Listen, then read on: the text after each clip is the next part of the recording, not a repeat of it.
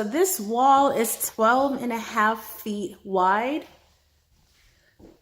whereas I believe that this wall is about 7.5 feet wide.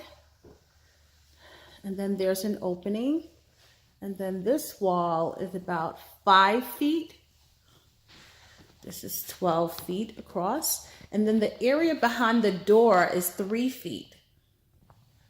So I would have space for something to fit along a 12-foot wall, as long as it came out not extending 3 feet. And from one side to the room to the next, we have 1, 2, 3, 4, 5, 6, 7, 8, 9, 10, 11, 12, 13, 14, 15, 16, 17. So 17 feet across. So the room itself is about 12 by 17.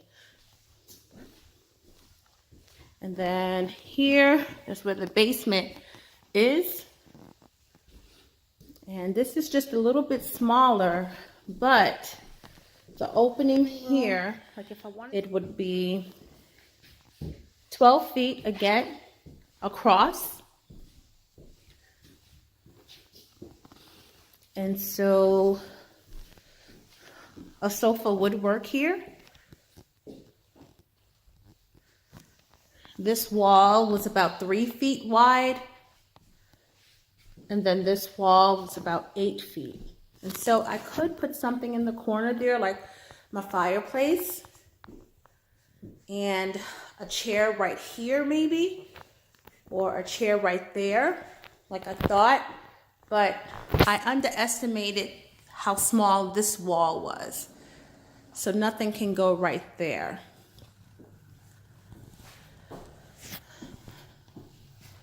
And so this room is shorter. So from wall to window, it would be 1, 2, 3, 4, 5, 6, 7, 8, 9, 10, 11, 12, 13.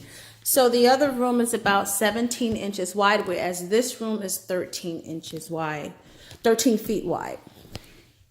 And it's a continuous flow.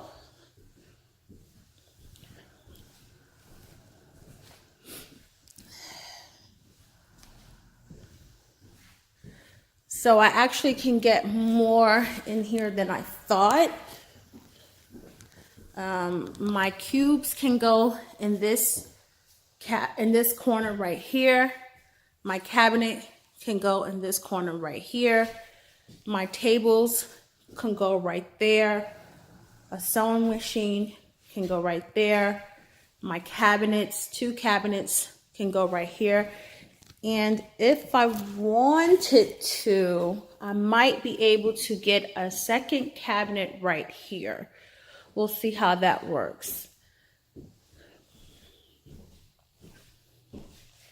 I might be able to get a cabinet here.